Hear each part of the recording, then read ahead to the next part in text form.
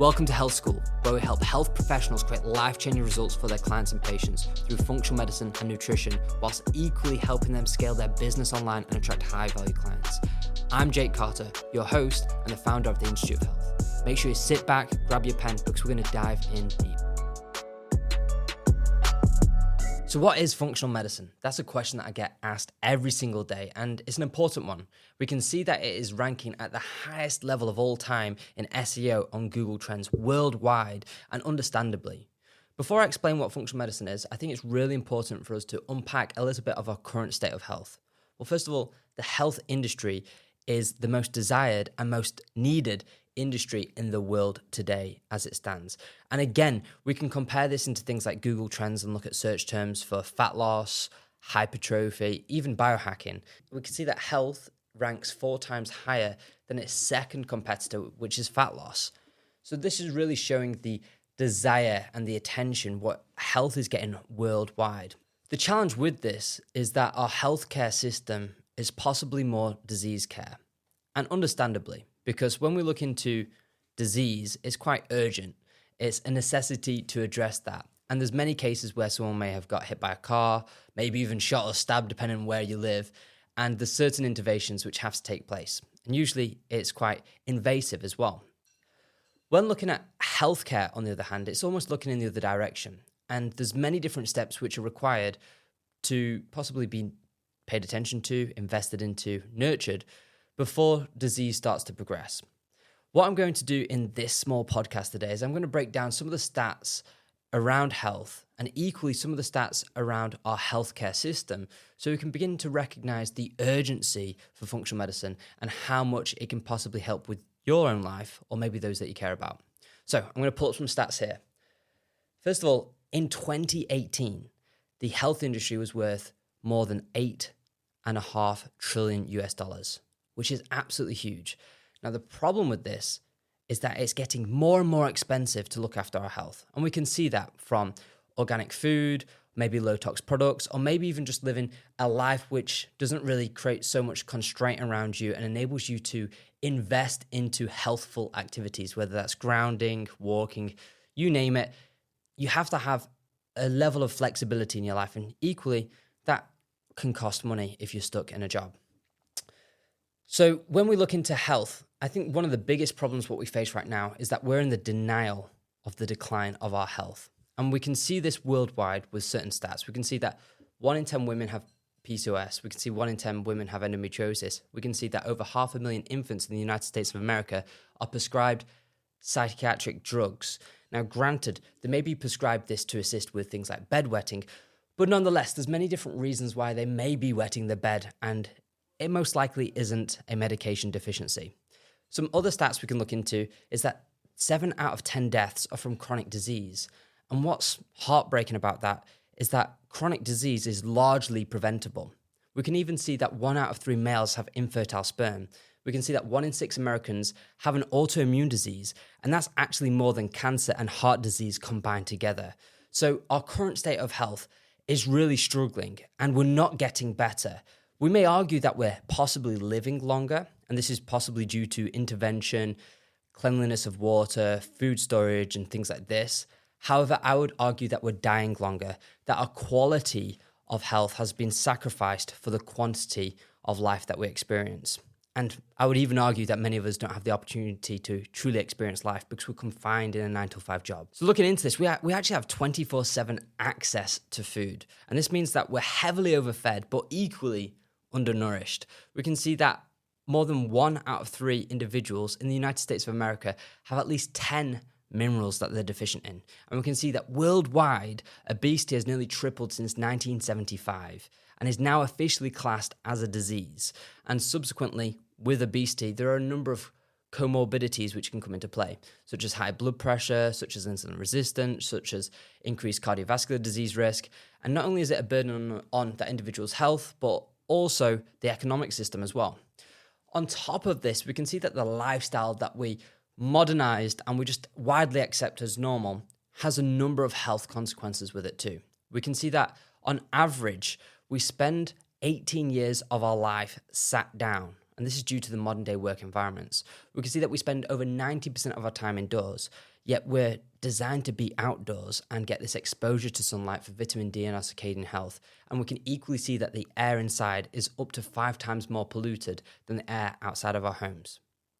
So when taking all of this into account, we can see that we have been possibly maladapted to our new environment and we're struggling to cope with these new demands. And this is where functional medicine comes in. Now, before I break down functional medicine, I equally want to go into the current healthcare system. And it's important to recognize that it does a fantastic job, but there's areas where it could definitely be improved. Equally with that, there's also the right time to go for, let's say, conventional intervention. And equally, there's a right time when you may want to consider alternative methods as well. Currently, when we're looking into the current healthcare system, we can see that statistically, doctors have an average lifespan less than that of their patients. And this just shows the level of stress what doctors are exposed to in their work environment. Now, granted, when individuals are stressed, it's going to be harder for them to empathize with patients. It's going to be harder for them to take their time and understand and guide, coach, and inspire them to take new actions and new behaviors in their life. We can even see this with nurses. Nurses working 12.5-hour shifts report committing more than 3 times as many medical errors than those working 8.5-hour shifts. And those medical errors could be small. It could be something like a wrong name, or it could be something quite drastic like the wrong medication. So we can see again the workload, the work demand, which is just put onto these nurses, which are forced to work long shifts and equally compromise the work quality, which really shows the need for functional medicine, a supportive medicine practice to go hand in hand to help people to relieve this burden, to equally support society and increase the health in society as well. When looking into current conventional system, again, in the United Kingdom, we can see that doctors spend on average 9.4 minutes with each patient. And with that being the case, it's hard for them, again, to really build that rapport, to assess, to conclude, to prescribe the very best thing for the individual, because we have to recognize and understand the health, what we have, is a byproduct of the life that we live. And the life that we live is the sum of the foods that we eat and the things what we do. And really, when we see a doctor, we don't really have that opportunity to understand these concepts. And equally, doctors, they're not necessarily taught that either. When looking into the current educational system for a doctorate, we can see that they have a maximum, it does flux from where they are taught, but a maximum of 4 weeks nutritional education. But yet we have to recognize and appreciate that the nutrients in our body dictates the language of our cells. That really determines how we function, because if we aren't getting the right nutrients, we're going to then become deficient. If we're then deficient, we have dysfunction. And then when we have dysfunction long enough, we can have disease.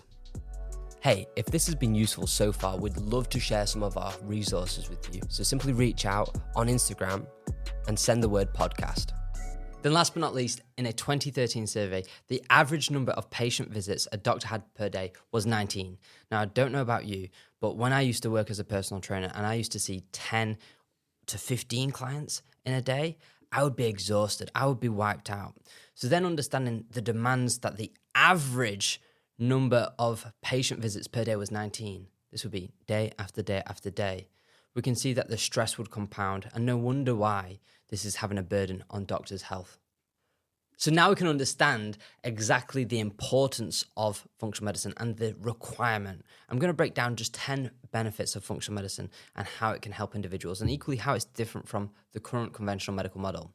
Now, the first one is that functional medicine is health-centric, not disease-centric. And what I mean by that is that the current conventional system, let's just use cholesterol as an example. If you have cholesterol and it's trending up, let's just say it's around 4.5, 4.8, 4.9, 4.9 again, 5, and then suddenly it's 5.5.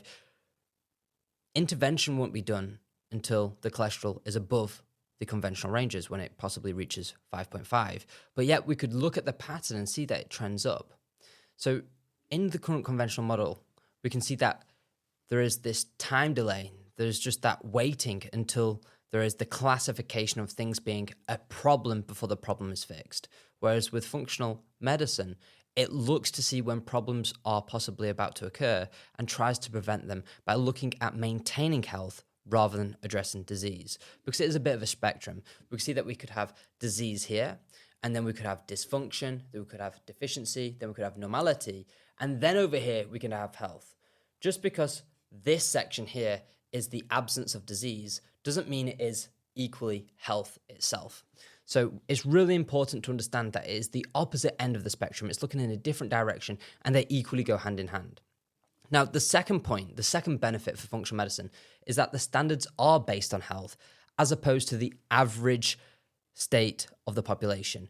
And when we look into those stats and facts, we can recognize and appreciate that, well, the average state of the population isn't really a good benchmark to base our lives around. We could see that we could argue our health is decaying, and we don't want to have that as the standard of quality for life.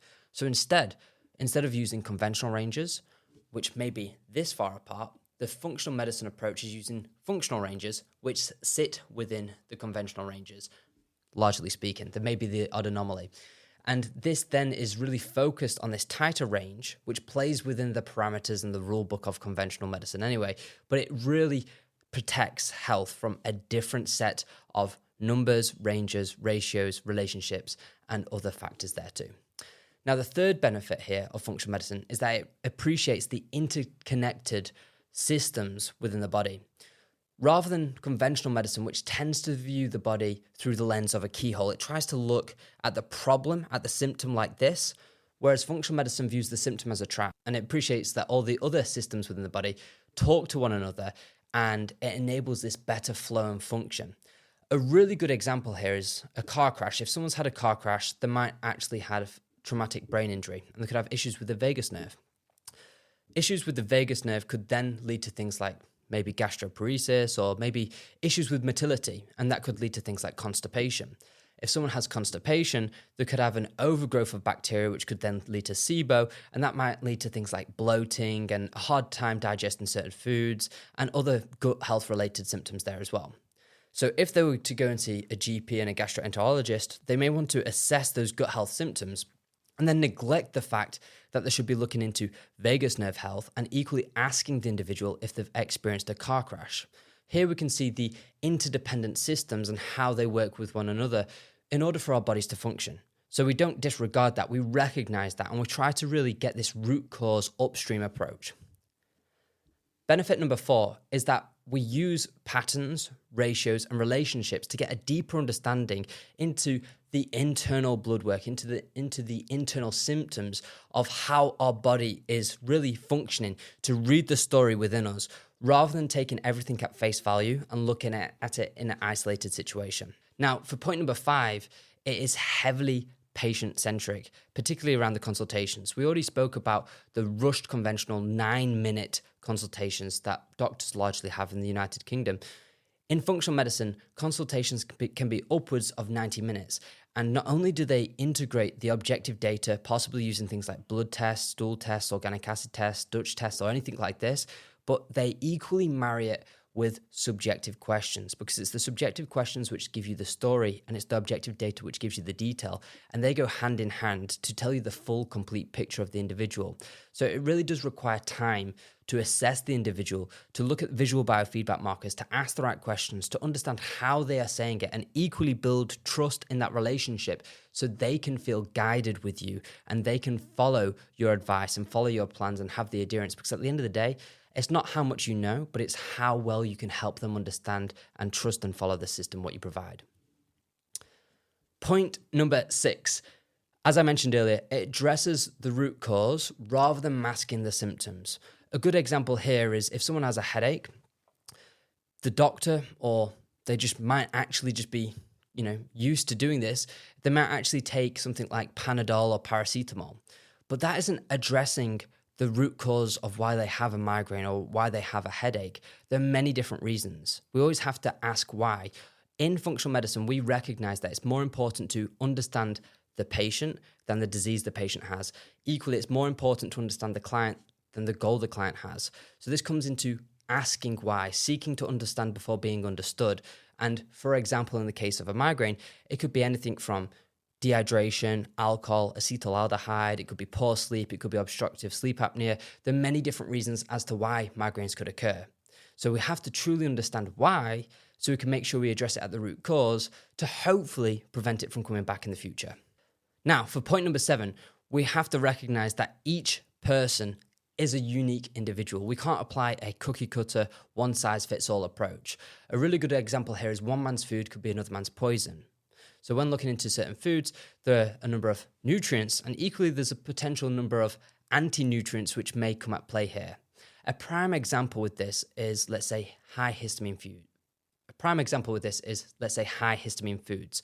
If someone has mold sensitivity, then they may be more sensitive to histamine-inducing foods, and that could worsen their symptoms and lead to more fatigues and headaches and things like this. So things like smoked salmon, things like coffee, that might not be the best of foods for that individual at that given moment in time. So again, it really comes back into recognizing and appreciating the individual at play there. Now, for benefit number 8, we really emphasize the importance of prevention rather than waiting for someone to fall ill before starting treatment. And that comes back into the patterns, the relationships, the ratios, and all these other things that we've just talked about. Point number 9 is that we tend to use advanced diagnostic testing systems, which maybe aren't that accessible in conventional therapy. The reason for this is because, first of all, functional medicine is going to be funded through private funds. It's not going to be government funded. And that means we have access and we have the ability to lean into possibly more expensive treatments and assessment methods. And equally, we are on the ground researching, and we have the opportunity to learn and implement the things which are researched in this very moment today. Now, granted, that has to be done through proper ethics and sound researching, such as looking into the publication bias, looking into the P number, the study size, and all these different variables. But if there is sound research which is out there, we have the ability to actually integrate that into the practice, into the therapy, into the protocols, into the assessments, rather than waiting for the standard 17 to 23-year lag measure before something is researched today and then put into medical practice. And that 17 to 23-year lag measure could cost thousands, if not millions, of lives. And then finally, point number 10, I already alluded to this, but it uses the very latest proven research rather than relying on outdated information. We have to appreciate and recognize that becoming a doctor is possibly one of the hardest things you can do in the current conventional educational model. It takes a lot of time, a lot of research, and for that to be put into place, it requires a large level of rigorous assessments and maybe funding, which could change the outcome there, for certain things to be taught and not taught. And that compounds to that 17 to 23-year delay that I talked about. So there is a huge difference in that between what is researched today over the past 5 years before what has been researched, approved, then put on a mass scale into the education systems to be largely accepted into a doctorate and put into practice there. So as you can see, there is a huge difference between conventional healthcare and functional medicine.